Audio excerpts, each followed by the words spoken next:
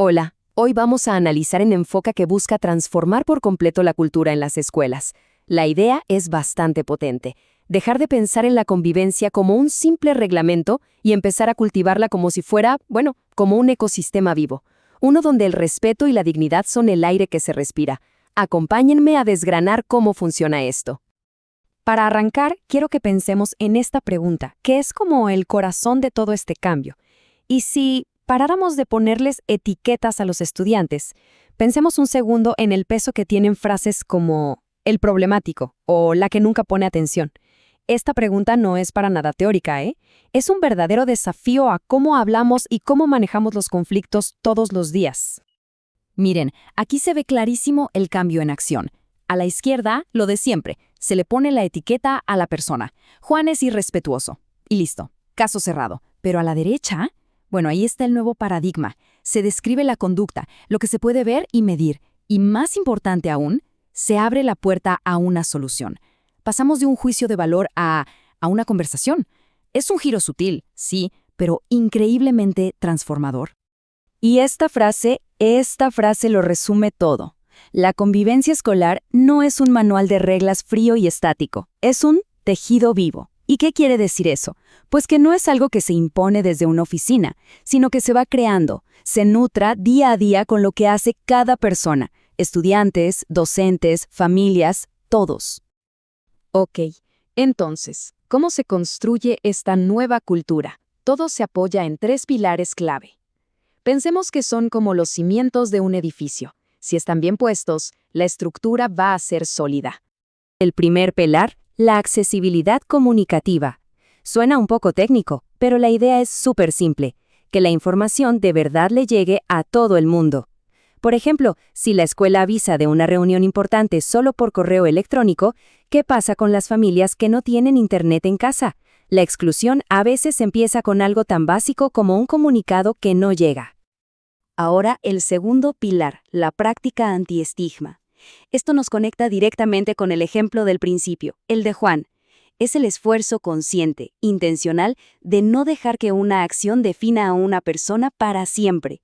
O sea, en lugar de decir, es un mal estudiante, se dice, esta acción no estuvo bien. El foco cambia del ser al hacer. Y llegamos al tercer pilar, la justicia restaurativa. Y esto sí que es un cambio de mentalidad radical. La pregunta ya no es qué regla se rompió y cuál es el castigo. No, ahora la pregunta es quién salió lastimado y qué tenemos que hacer para reparar el daño. El objetivo final es sanar a la comunidad, no solo castigar y aislar a una persona. Muy bien, ya tenemos claros los pilares. Ahora la pregunta del millón es, ¿y cómo se ve todo esto en la práctica, en el día a día? Es hora de pasar de la teoría a la acción. Y el punto de partida, que es fundamental, es construir una cultura fuerte de prevención. Este modelo funciona, digamos, en 2 niveles. Por un lado, se trabaja en una prevención cultural proactiva, o sea, construir un buen ambiente desde el principio. Y por otro, se necesita un plan de intervención que sea rápido y respetuoso, para cuando inevitablemente algo sale mal. Ambas partes son igual de importantes. Y aquí es donde la teoría aterriza y se vuelve algo real, algo que podemos tocar. Hablamos de acciones súper concretas, talleres para que los testigos de un problema sepan cómo actuar, reconocer en público las buenas conductas. O imagínense esto, que los mismos estudiantes ayuden a crear las normas de la clase junto a los profes, o las llamadas patrullas de cortesía.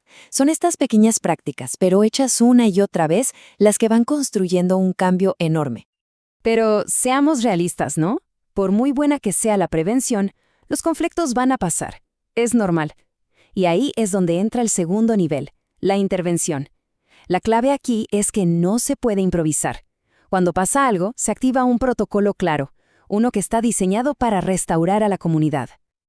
Este gráfico nos muestra el proceso paso a paso. Es muy sistemático.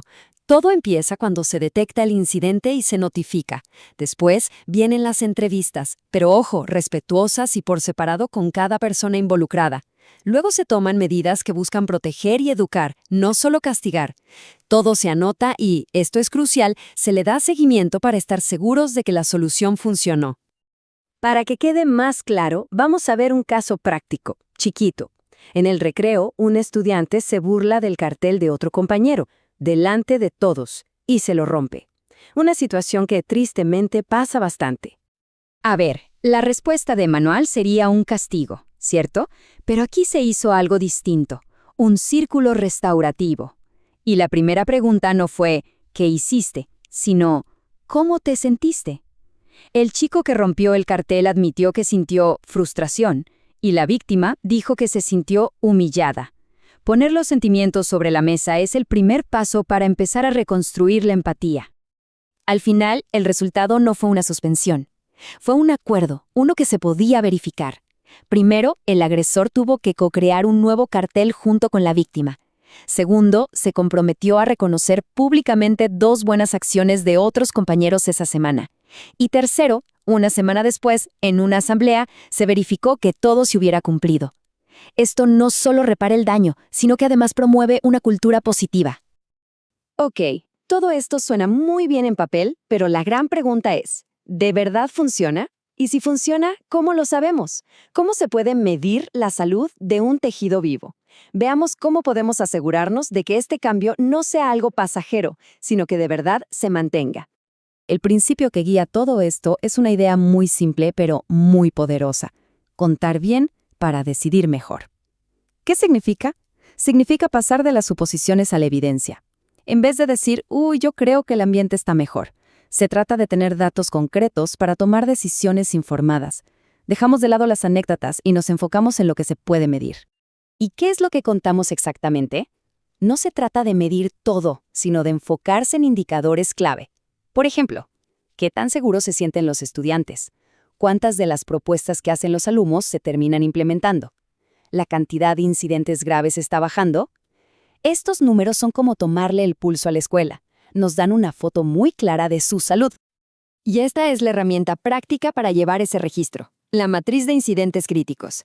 Permite anotar de forma sistemática qué fue lo que pasó, qué medida de protección se tomó en el momento, qué reparación educativa se propuso y, lo más importante, cuál fue el resultado a las 2 semanas.